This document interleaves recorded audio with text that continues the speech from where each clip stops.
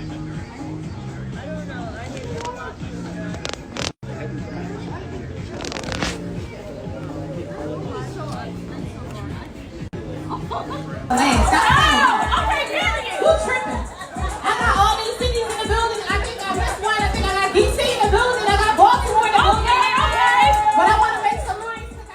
just left you 2 months ago. Stop throwing in my face before I kill a nigga. That's what I'm telling you, because that's my mindset. I was over. Everybody want to be seen, but me, if I catch the right play, you'll never see me again. Those words appeared on Tiffany Wade's Instagram just hours before gunshots rang out in a North Philadelphia barbershop. October 7th, 2023. A mother of 3 posted her last story at 11:47 a.m. By 2:04 p.m., she was pronounced dead. This is what happens when property deeds get signed in desperation, when threats become promises, when a 7-year-old boy watches his mother take her last breath. I am a psychopath. You ain't making it out of Philly. Those weren't empty words from Armond Hilton. They were a countdown. 3 businesses built from nothing. Properties worth everything. A woman who refused to give them back, and a man who'd already spent years in prison planning what he'd do when he got out. From Chester to Philadelphia, from prison cells to luxury boutiques, from Muslim prayers to murder scenes. This is the story of Tiffany Wade, known online as Nyla Amor the Blueprint. A registered nurse, a businesswoman, a mother, and the ex-husband who made sure her success story ended in blood. Welcome to True Crime Anatomy. To our amazing subscribers, thank you for being with us. May you and your loved ones remain safe and secure wherever they are. If you're new here, kindly subscribe on your notification, like and share to join our family. Here we are one. We investigate and uncover the truths the media left out so you can see the full picture, stay informed, and protect yourself. Tonight, we're going inside the case that has Philadelphia police hunting one of their most wanted fugitives. A case where love turned to ownership, where business became betrayal, and where freedom came at the ultimate price. This is the Tiffany Wade case. I lost my mind. I was only drunk because I didn't have no food. Nobody cared that I didn't have food. Y'all just kept giving me Patron. Because I look at you different. Why the about my baby mom? I don't give it. Yo, if you ever was to talk to nigga, she'll tell you that. I would never talk to that on my level. She ain't do nothing to me, and she never been in my circle. She never been around that. And you've been bringing it up. So now I'm gonna give you what you want. I'm never gonna touch you again. I'm never physically gonna hurt you. You marry this nigga, I'm blowing this head off on everything I love. I'm going back to prison. Born June 17th in Coatesville, Pennsylvania, Tiffany Wade came from a devoted Muslim family. By 20 years old, she'd already earned her nursing license, an achievement that would have made any parent proud. But Tiffany wasn't content with just one success. Online, she built a different identity. Nyla Amor the Blueprint. 3 businesses carried her name. Kisses Care Home Care, where she managed healthcare services. Kisses Amor Extensions, selling luxury hair. And Seasoned Kisses, her newest venture. Every morning, she'd post reminders for her followers to read the Quran.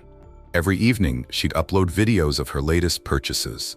I love dealing with a rich bitch. Cause she gonna trick and we gonna trick bigger. A woman of ambition, always motivating her followers to not give up, to continue pushing. She'd lost her mother. Her father was all she had left with her 3 children that depended on her. The eldest daughter, mature beyond her years, the middle child, and the youngest, a 7-year-old boy whose father was Armand Hilton. Armand Hilton, 44 years old, Chester, Pennsylvania. His name appeared in court records, kidnapping, robbery, weapons charges, the kind of man whose associates feared him and whose enemies avoided him. He was the father of Tiffany's youngest son. Once her husband, now her biggest threat. Then there was the new man, the one Tiffany planned to marry, the one whose existence would push Armand over the edge. Her father watched from the sidelines, worried but powerless. Her online followers saw the glamorous posts, but also the screenshots of threats she shared. Thousands of people watching a tragedy unfold in real time. Armand involved in criminal activities that led to his arrest. But he already transferred everything to Tiffany's name. His criminal activities made him a target for asset seizure. He needed someone clean, someone trusted, someone who'd wait for him. When I get out, baby, we'll be set. Just hold it down for me. She agreed. What choice did she have? Mother of his child, his wife, In their community, you stand by your man, but years change people. Tiffany discovered she was good at business. The properties generated income. She learned to manage, invest, grow. By the time Armand expected to return to his empire, she'd built her own. Armand never imagined betrayal. In his mind, the story was simple. Do the time, come home to his woman, reclaim his properties, live happily ever after. He thought she'd wait, thought she'd stay loyal, thought she understood her role, temporary caretaker, not owner. But Tiffany cut him off completely. Changed locks, sold properties, blocked his calls, started fresh with another man. In Armand's world, that wasn't just betrayal. It was theft of the highest order. Now he runs, a fugitive haunted by his own expectations. He gave her everything, trusting she'd give it back. Instead, she showed him what trust really costs. The property transfer that started everything reveals a deeper truth. Criminal men often use women as shields. Clean names, clean records, clean hands to hold dirty money. Armand picked Tiffany because he thought love meant ownership, thought marriage meant obedience, thought their son guaranteed loyalty. He was wrong. She took his criminal empire and transformed it into legitimate success. 3 legal businesses from illegal properties. That transformation threatened more than his wallet. It threatened his identity. When control disguises itself as love, violence follows freedom. She was ready to move on and leave him behind completely. She cut all ties and began living a high-end lifestyle. Okay. Thank you. Thank you. All right, thank you. Can you see the handle? Oh, Yes. And it's the new one, right? yeah. Yeah. Yeah, I like that one. And I want a duffel too. Yep. Perfect. Show me. You can show me the other. That one right there behind you. Okay. That's a new release. No, I haven't. Can you guys monogram it or no? You can monogram this. That's me, right there. Oh, that's the Martin. Yes. Thank you. You want to put in the bag or? Yeah, you go put it in the bag. Store the bag. Thank you. She found a new man and embraced a life many would envy. If you scroll through her social media, it's all there. Luxury shopping sprees with brands like Chanel, Gucci, Louis Vuitton, and Dior. She dined at upscale restaurants, spent freely, and regularly posted videos unboxing designer bags, shoes, and more. She traveled from the US to London, then to Egypt, capturing every moment. Her birthday celebration was a lavish affair, famously themed the all-white birthday party. The photos showed elegance, success, freedom. Women in designer dresses, tables with golden decorations. Her smile, wide and genuine. Each post reached thousands. She grew up to do many things. She went to college at the age of 17, became a registered nurse at 20.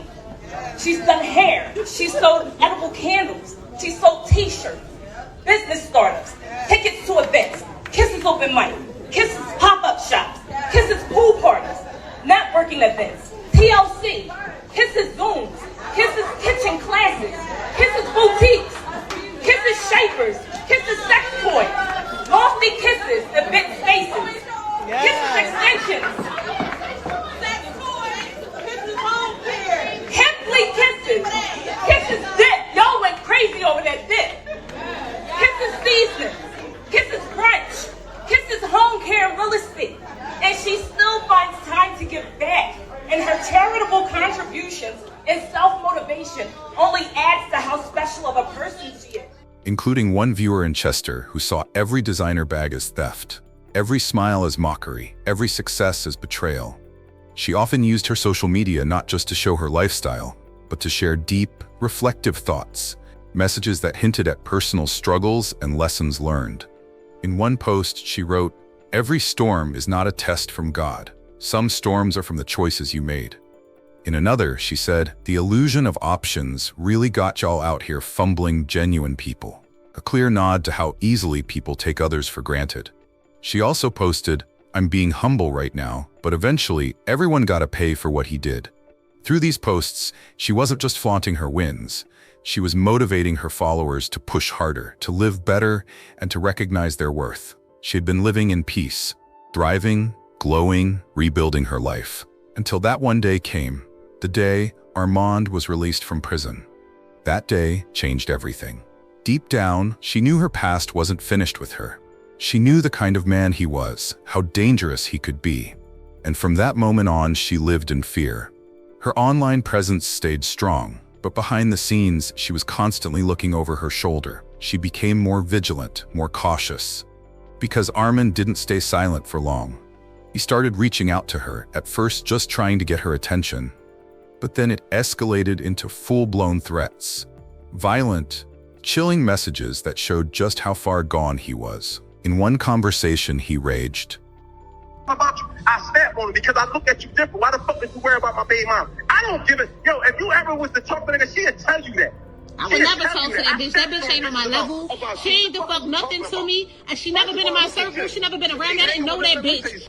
And you've been bringing it up. So now, I'm gonna give you what you want. To touch you again, I'm never physically gonna hurt you. You marry this nigga, I'm blowing his fucking head off. On everything I love. I'm going back to prison. On every... Man, I don't give a fuck about that. I told you stop throwing it in my face. If this is what you want to do, go in and do it. Stop throwing it in my face. All right. I just left you 2 months ago. Stop throwing it in my face before I kill the nigga. That's what I'm telling you, because that's what my mindset. I will go there.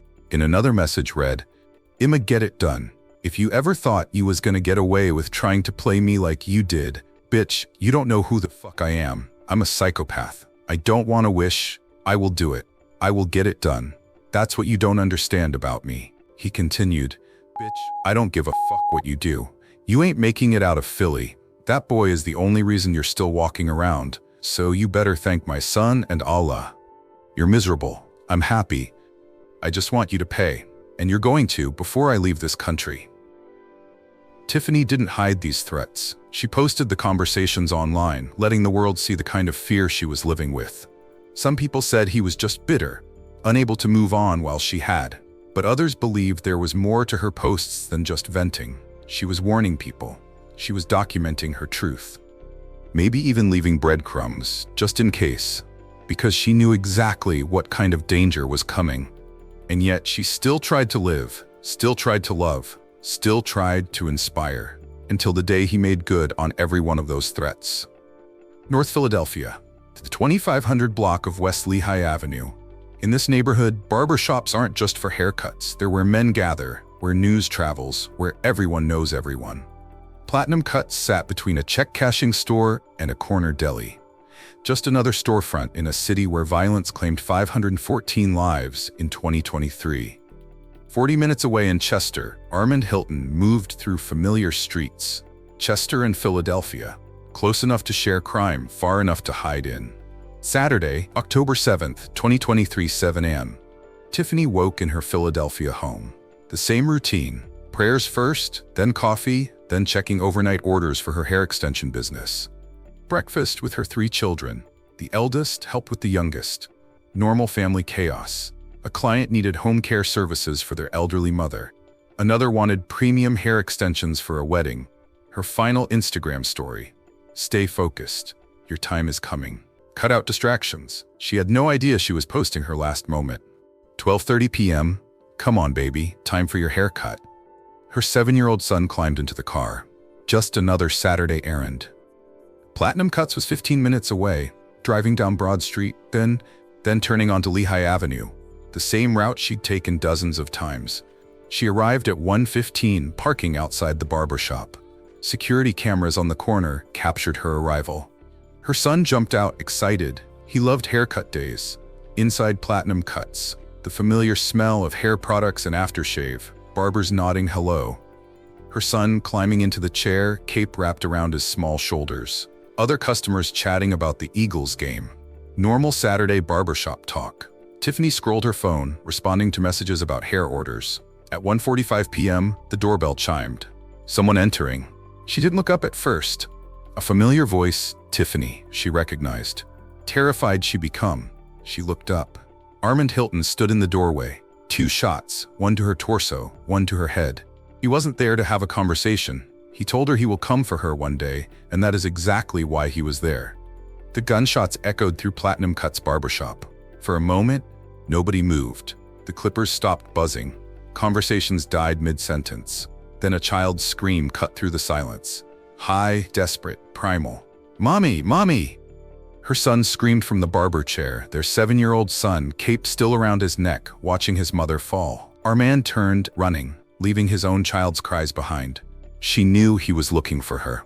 She posted his threats publicly.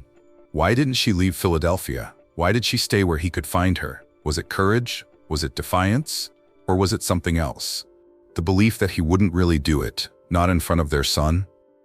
1:49 p.m., first 911 call. Someone just shot a woman. Platinum cuts on Lehigh. There's blood everywhere. She's not moving. Her kid is here. The shooter just walked out. Black male, 40s, heading east. Within minutes, West Lehigh Avenue filled with sirens. Police cars, ambulances, fire trucks, the entire block shut down. Paramedics worked on Tiffany Wade. 2 gunshot wounds, one to the torso, one to the head. Blood pooled on the barbershop floor while her son watched, still wearing the haircut cape. The paramedic looked at his partner and shook his head. Time of death, 2:04 p.m., October 7th, 2023. Tiffany Wade, known as Tiffany, was gone. Homicide detectives arrived. Yellow tape stretched across the barbershop entrance. Evidence markers placed next to shell casings. Photographers documented every angle. Detective Raymond Martinez, 20 years on the force, took charge. First priority, the security cameras. 2:30 p.m. Inside the barbershop office, Martinez watched the footage. A man enters at 1:47 p.m. No hesitation. 2 shots. Witness interviews began. The 7-year-old boy sat with a crisis counselor, unable to speak. Trauma does that to children.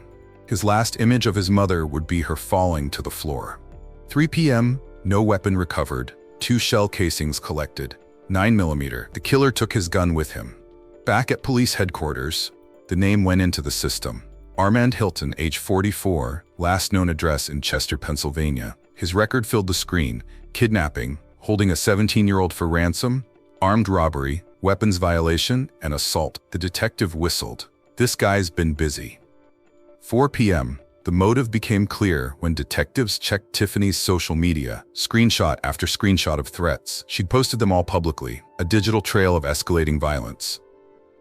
4:30 p.m. The All Points Bulletin went out. Armond Hilton, armed and dangerous, do not approach.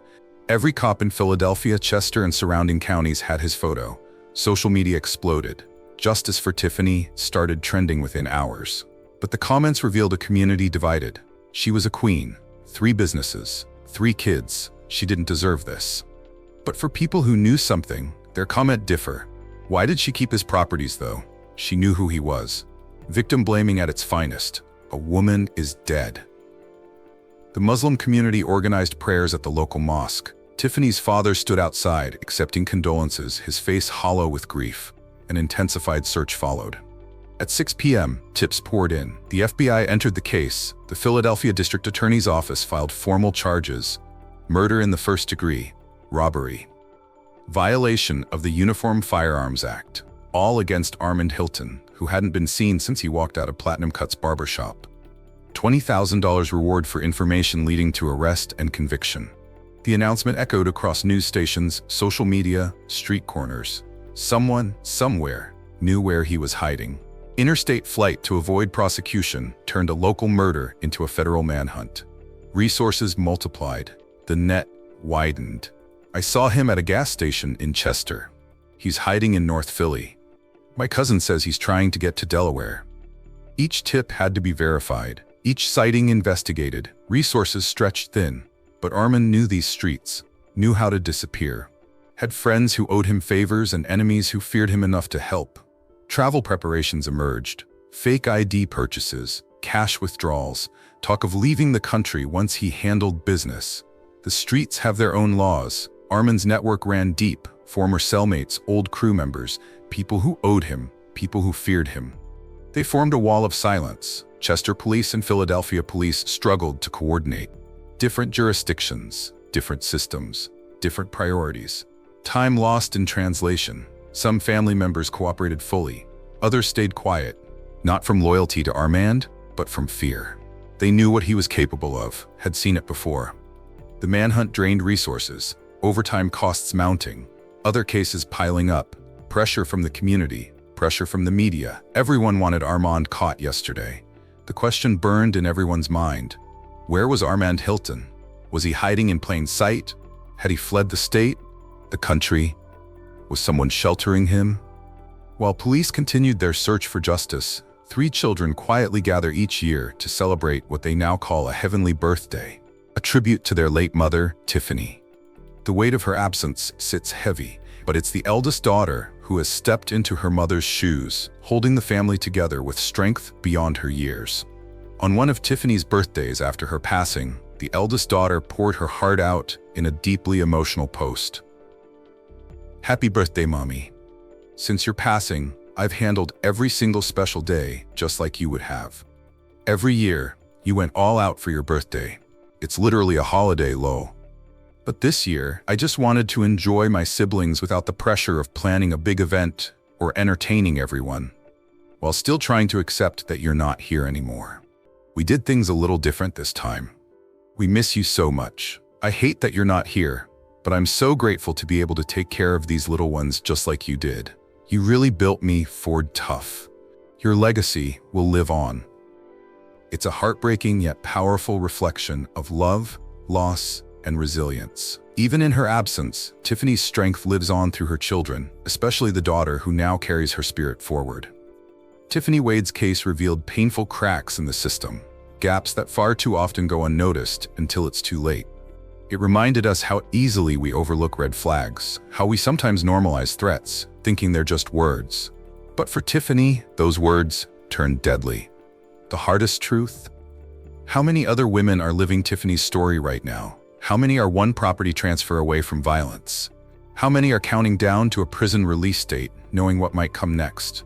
And somewhere tonight, Armond Hilton remains free. Justice delayed, justice denied, justice waiting. Online, her Instagram remains active. The eldest daughter posts memories, graduation photos Tiffany will never see, birthday parties she'll never attend, always ending with, "Your legacy will continue." So what do you think she should have done? Left Philly and given up everything she built? Lived in hiding from a man who believed she belonged to him? Or handed back what he claimed was his and tried to live in peace with her children? Thank you for watching. If you need help, National Domestic Violence Hotline, 1-800-799-7233. Available 24/7. You are not alone. Tomorrow on True Crime Anatomy, another story of love transformed into obsession. Subscribe now and turn your notification on so you don't miss it. Stay safe, stay aware, stay with us.